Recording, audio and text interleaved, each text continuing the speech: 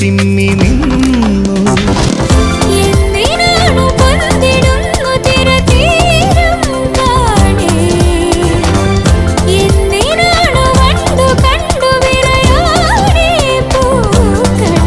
പറയൂ മനമേ, ചൊരിയൂ മധുരം പ്രിയതേ, എന്റെ ഹൃദയതാളം മുറുകിയോ, എന്റെ കണ്ണിലിളമീൻ തുള്ളി